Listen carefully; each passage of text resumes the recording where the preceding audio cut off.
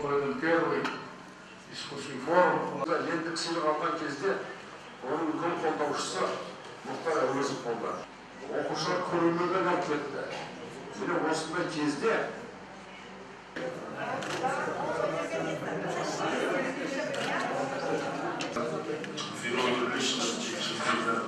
Айтматова,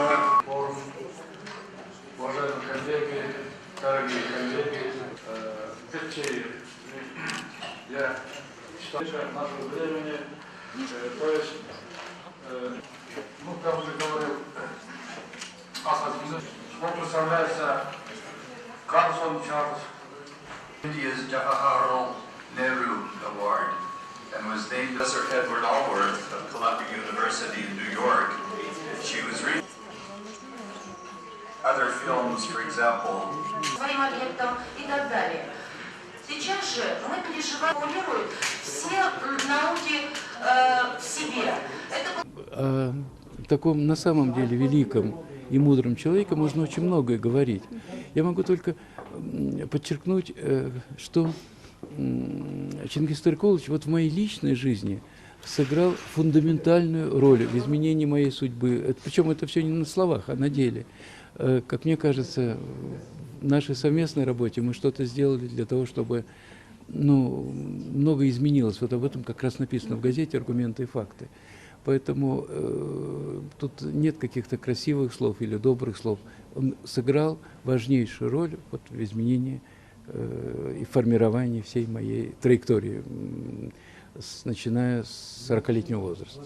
В этом году Айтматовский юбилей, поэтому это уже форум даст ему честь в этом году. Это конгресс, это не форум.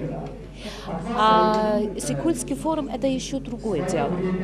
Иссык-Кульский форум, конечно, не может быть в такой степени посвящен творчеству писателя, а Иссык-Кульский форум должен заниматься политическими вопросами, которые сам Айтматов тоже выдвинул.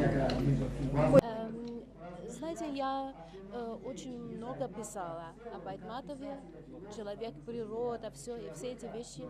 Но меня в качестве, потому что мы здесь на Иссык-Куле находимся, меня интересуют общечеловеческие вопросы в творчестве Айтматова и вот вопрос планетарского мышления, планетарского сознания, который связан с первым Иссык-Кульским форумом, когда новое мышление, о новом мышлении говорили.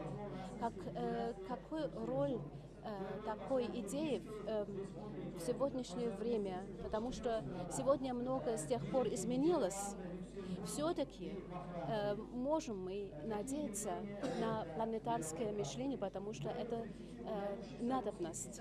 Так много таких жгущих проблем на нашем планете, что нужно уже думать в рамках человечества.